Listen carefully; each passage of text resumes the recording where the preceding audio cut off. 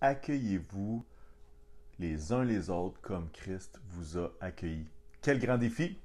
Je veux continuer cette réflexion-là par rapport à la prédication de dimanche.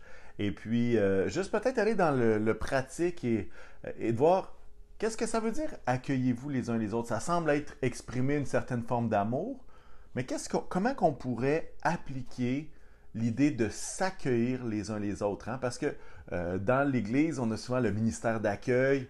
Bonjour, bienvenue, hey, je suis content de te voir. Et c'est très bien. Mais ici, on se comprend que l'apôtre Paul n'est pas en train de mettre sur pied le ministère d'accueil de l'Église de Rome, mais il va beaucoup plus loin que ça.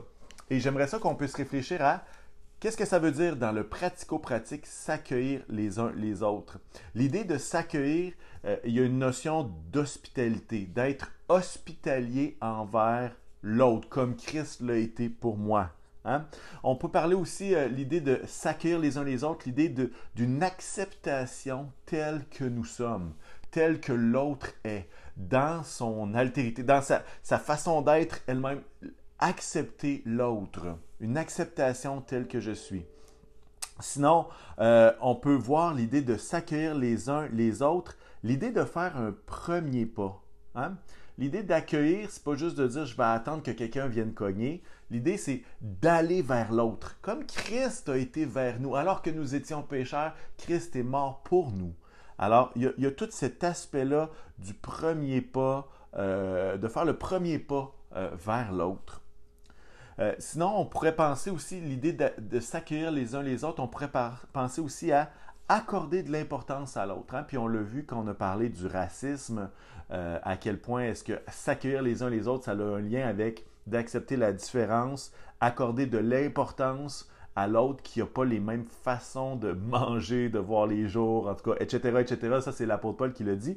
Mais l'idée d'accorder de l'importance à l'autre, les uns les autres. Sinon, on pourrait parler s'accueillir les uns les autres, l'idée d'être à l'écoute les uns des autres, hein, d'offrir une écoute. Pourquoi? Parce qu'on considère que l'autre a une réelle importance.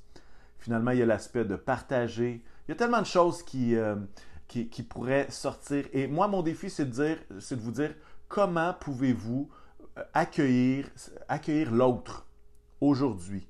Hein?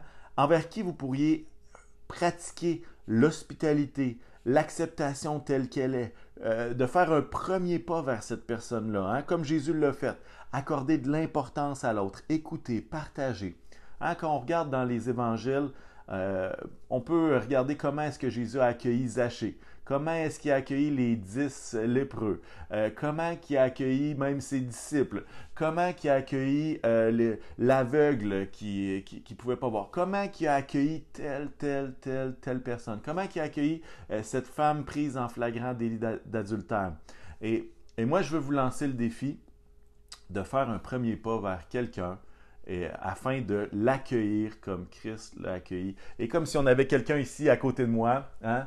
Et comment est-ce que je peux faire pour accueillir cette personne-là? Alors, c'est mon défi, c'est ma réflexion, l'idée de mettre en pratique cette notion de s'accueillir les uns les autres et qu'on puisse grandir dans notre amour les uns pour les autres. Soyez bénis tout le monde, je vous souhaite une excellente journée.